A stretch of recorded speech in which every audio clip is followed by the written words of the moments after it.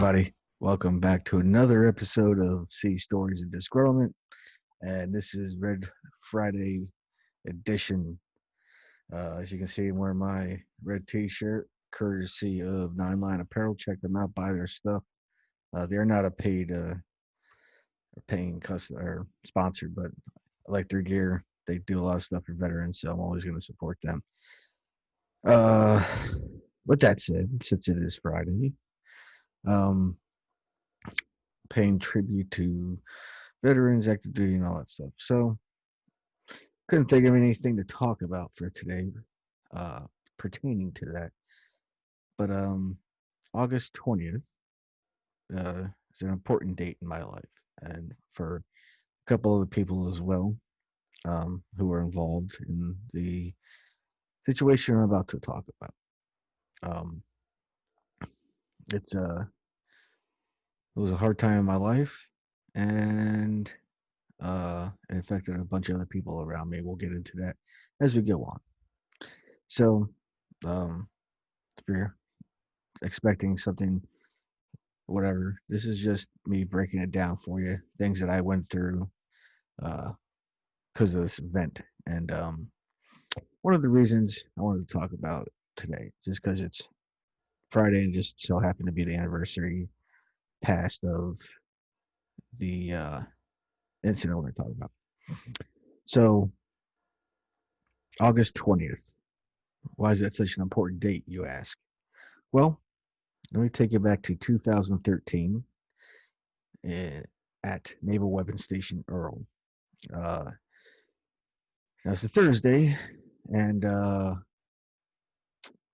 I think it was a PT on your own day or PT command divisional PT. I forget how it worked out back then. Uh, but it was August 20th. It was about 8 o'clock when I actually, or about 9:15, 9:30, when we all got done mustering and said our morning stuff, what the plan of the day was, and all that stuff. All the I won't say nonsense. It's things that uh, plan production for today or future events coming, just so all the junior sailors and everyone's on board with what's happening. So my task for the day was to re- uh, repair our bilge pump for one of our oil spill recovery boats. Now, when I was stationed at Weapons Station Earl, I was assigned to port operations. Uh, since there's not a ship that's home ported there, and it is a weapons station. So let me explain the weapons station for you a bit before we carry on. Uh, that base, so all bombs and missiles and rockets and stuff for like cruise serve weapons and things of that nature. Uh, if you're on an aircraft carrier or an LHD or what have you, you got your weapons from Weapons Station Earl, which probably I want to say a lot of it came from Picatinny Arsenal, and we just transferred it. I don't know how that exactly works, but it was a great base. It's been around since World War II. Awesome base, awesome command there. Good time there, except for this one day. So back to that. So August 20th was fixing or planning to uh, put a solid piece of pipe or solid deck run through from the bilge to the deck of the boat. It's aluminum boat. It's about a 24 and 20-foot boat, aluminum boat with two high-powered Mercury engines.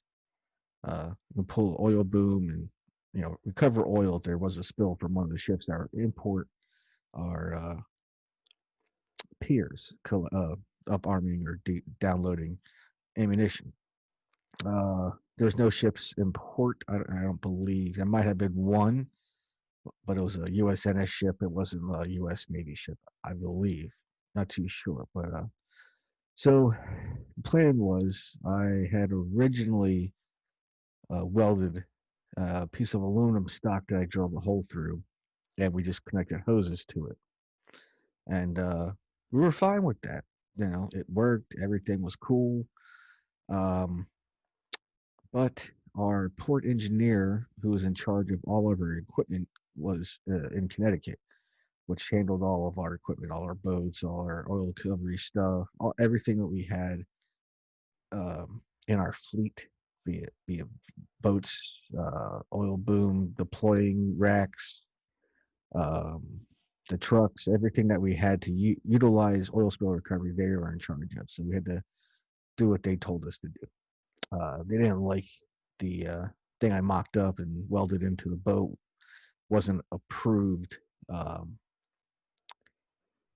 won't say customization, but it was something instead of a rubber hose going through the deck and shearing off or what have you. So they'll give us money to buy aluminum pipe and stuff that I can use as a deck run through and make a solid connection. And it would be a solid pipe coming out of the deck and going straight overboard. Um, that was the plan. But to install that said pipe, I had to cut out the old one, which was in my mind. I'm like, we don't have any hole saws. That would have been great. Uh, that would have worked actually because it's aluminum, it's soft metal. If you never drilled through aluminum, it's uh, it's kind of like drilling through like a hard wood. Um, the way it drills and everything is real. It just eats through it, and that's this is the way it feels. It's not like real soft or anything, but it's easy to cut. Let's just say that with a hole saw or um, something like that. We didn't have any. I wasn't going to use a grinder because that would have made a bigger hole that I didn't want to deal with. So next best thing that was available, plasma cutter. I could have waited and bought a, whatever, or just went home and grabbed it, but they wouldn't let me. It had to be done that day because the inspectors were coming in like hours. So, excuse me, I don't know why I'm burping. I haven't had anything to drink. But my chief was like, "Let's just get it done. You got this. You did it before." But the boat I was working on was a problem child. Before doing that repair, we had a hole on the bottom, the very bottom. So like the V shape on the bottom of the boat, there's a hole because I guess our battery cables were kind of muffed up and caused pitting inside the hull of the boat. And we got a hole in the hull, excuse me. I had to weld that up. That was a pain in the ass because went through like 2 jugs of acetone to clean it, and single fluted burrs were just chewed up by this thing. So I mean, eventually got it. So back to the story. Anyway, sorry for the sidebar. Uh, my job was to cut the thing out and weld it back up. So I set up everything, uh, had a fire watch, all that stuff, uh, and got everything set up. Uh, went to go smoke, just relax and just chill because moving that stuff around was pretty heavy. And it was hot that day, so I just needed time to chill and dry off a little bit. You don't never work with welding equipment. It's preferably easier for you to weld if you have dry hands and you're somewhat. I mean, you're gonna sweat anyway, but it's good to have you know you're not wet at all. You know what I mean? So smoked, came back, told my chiefs like, hey, I'm gonna start cutting. Should be done. Once I cut it, I got to clean it. We had I was gonna use some drill bits in one of my pneumatic tools, which I should have done in the first place. Now that I think about it, I've thought about it before, but plasma cutter was a zip and re-weld. So chief asked me, say, hey, make sure there's no gas in there. I was like, yeah. I did I checked all the bilges, didn't smell like gas. And I had it open just in case anyone else smelled it. I had 3 people checking to make sure. Uh, so it's cool. All right. Uh, I closed one of the bilges up. I didn't need a draft coming through. I was basically just setting it up for when I was going to set up the TIG weld it. Got on the boat, turned the plasma cutter on, made sure the air compressor was on so could cut through the air. So if you never used a plasma cutter, okay, It's like a welder. It creates a spark. Okay. Now it'll create a molten pool of metal. Now, when you're cutting it with a plasma cutter, you need air to push through it, just like with a oxyacetylene torch or MAP gas, whatever. You need a propellant or accelerant, or not accelerant, that'd be fuel, but something to push that molten metal through so you can, cut the metal. Plasma cutter, instead of using gas fuel, it uses electric spark and melt creates that puddle, and the compressed air shoots through the gun, and you got to cut, right? So steel, you have these. It looks like you're using a regular torch, right? Slag and stuff spattering everywhere. Now, when you use a plasma cutter on aluminum, it's different. Uh, there's a spark for maybe like 2 or 3 inches, and then it comes out like you're shooting glitter almost. It's not. There's not a lot of sparks. Okay, so pull the trigger on the plasma cutter just to make sure I got a good tip and everything. It's like cool, we're ready to go. Strike the spark. I strike it. I start to cut. I got about an inch. No, about a half inch, maybe. And the boat exploded. It exploded. And yeah, it sent me up in the air about 20, 15 feet over that 10, 15 feet onto concrete. So I was up in the air. I don't know if I hit the roof or what have you, but I landed on a cement. I wake up. I look up. I see the boat's on fire. I'm like, oh my God, what the fuck just happened? Uh, and I look up the other way and I see my chief. And he's like, get out, let's go. I was like, I can't. He said I was sounding like a cat. I, I couldn't breathe. My back hurt. I could barely walk. My arm was flapping around. I was like, oh shit, I'm going to lose my arm. Fuck. I was so much pain. The chief gets me to a safe area, and medics start. We had actually there's a NOSC on our at waterfront base, and we had corpsmen there stationed at them. They came running there to see what happened. Immediately, I knew two of the corpsmen. They're like, "Yo, Chris is hurt." Blah blah blah blah blah, and they got they were so good, handling first aid. They didn't freak out.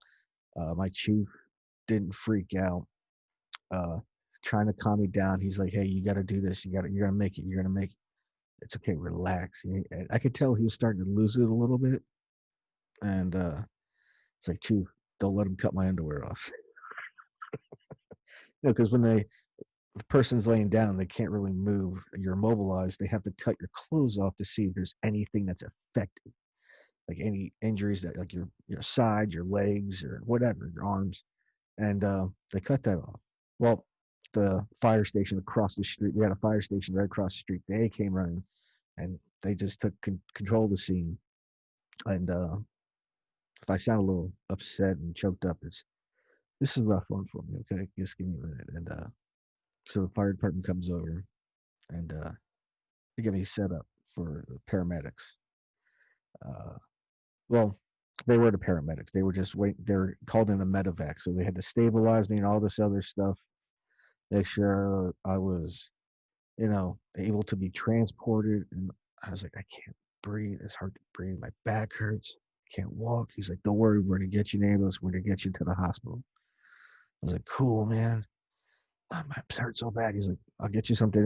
And they gave me a shot of morphine in the ambulance.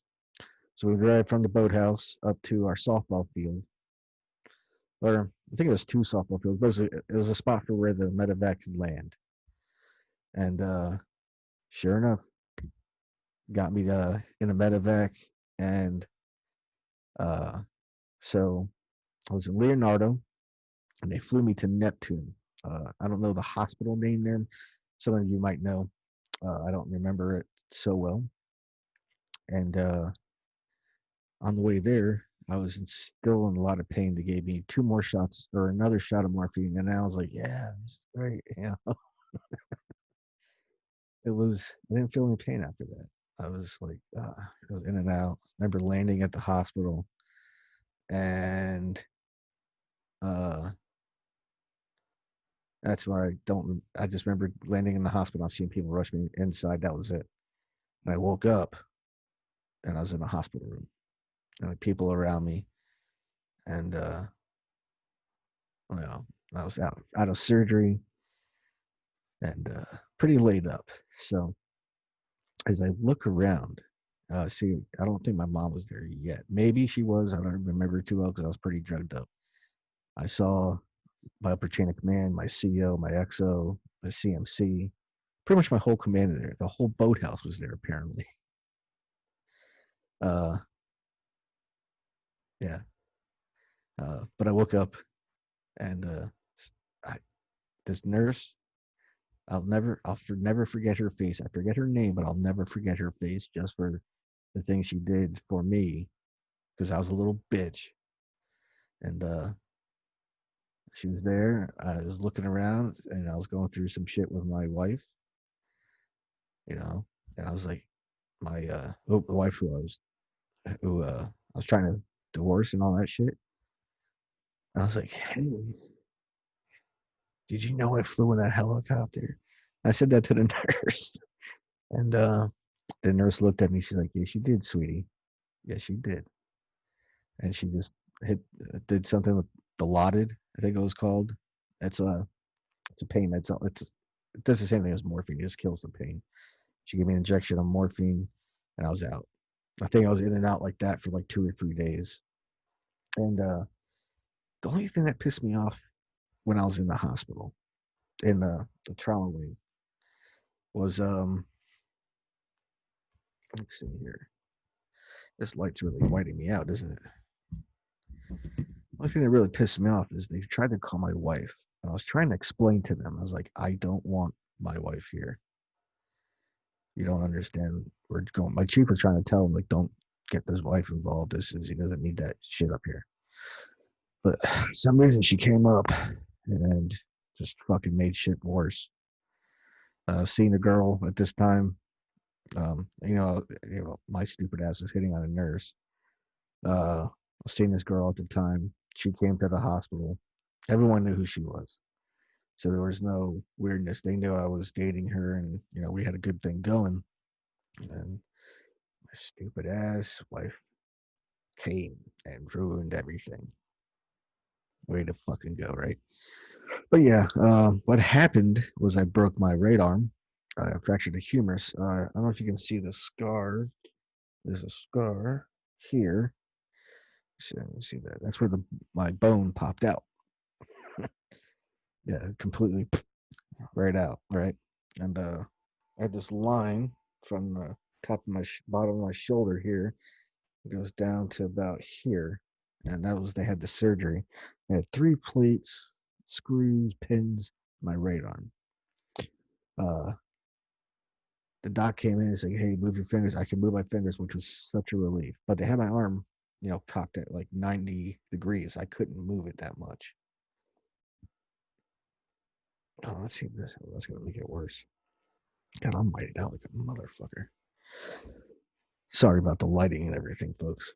Um, but yeah, so that doctor left, and another doctor came in, saying, "Hey, you have a fractured spine, or it's L3. Fractured my L3, and it was like a hairline fracture.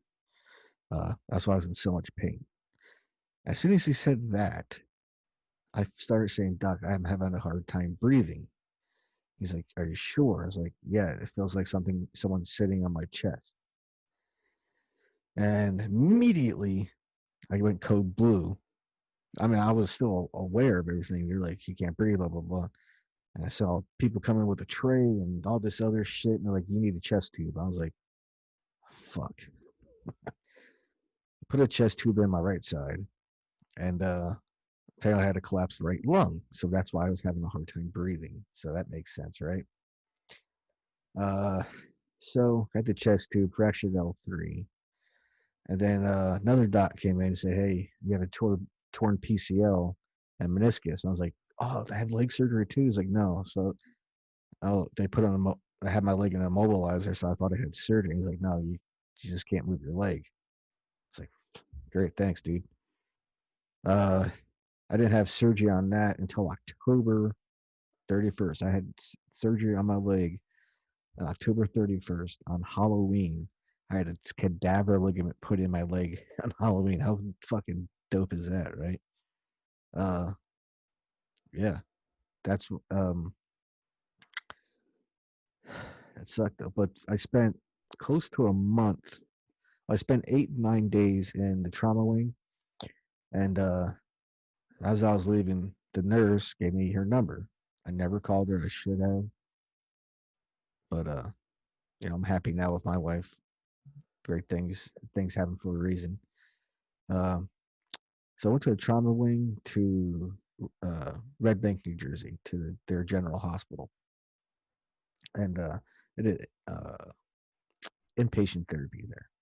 I was there for about a month, working on my arm and my knee, just getting me able to be back home, more or less. It took me about a month to be able to get up, go to the bathroom, uh, that normal type of things you don't really think about until you have to do it. Um, my right arm is still not straight to this day. It's not 100% straight. I think that's just from being in that um, sling for as long. But at the same time, uh, it took a while for them to take the plates out and all this other stuff. The last 2 plates were taken out a year and some change after the explosion, uh, which sucked. I mean, I had plates forever, dude, and it was great going through airport security with that. I'll tell you that. Uh, but every August 20th, um, I get taken back to that day, or my life almost ended. Um, but that's the reason why I had Dan Apollo on. Uh, like I said previously, about maybe 2 weeks ago, that I was in a low spot in my life, a real low spot, and yeah, man, it was just terrible. I was like, the pain's not going away. I'm gonna lose my career. Blah blah blah blah blah. I was being such a little sorry sack. And I had pills. I had all these pain pills. I was like, well, fuck it. I'll just take these pills. I'll be good to go. I don't have to worry about anything. My kids will be taken care of. Because little did my wife know that if I died, my kids, my 2 daughters, would be with my mom. Plain and simple. And my wife would get no money. See, that's a good thing about the SGLI. For you service members, uh, don't give your SGLI to just people, anybody, like your high school sweetheart. Do some research. You can change it later on, but it's a pain in the ass to do it, because you always got to trust personnel and admin and all this stuff. I don't know how it is for Army side or Marine side or Air Force, but it's always a big pain in the ass when you have to do that, or deal with that, I should say. So, yeah, I mean, kids lucked out. I'm still here. Their stupid mother isn't. I shouldn't have said that, but she isn't. Uh, shouldn't have to tell you that, but shit is whatever. Uh, just rambling. It's Red Friday. I didn't really have anything planned. Getting ready for the school year coming up. So there you have it. Well, you heard my story. Uh, those of you who know people who are injured veterans, uh, talk to them. Get to know them.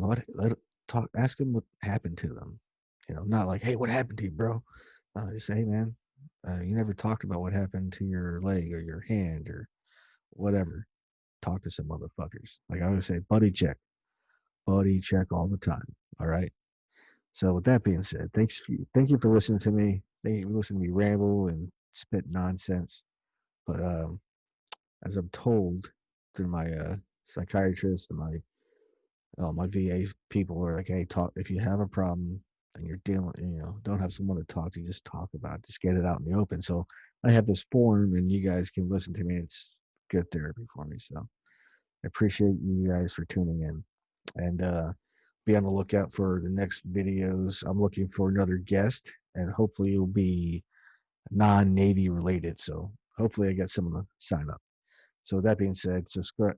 I should have the button right there to subscribe, and another video from the Red Friday playlist over here, or over here, or over here. I don't know.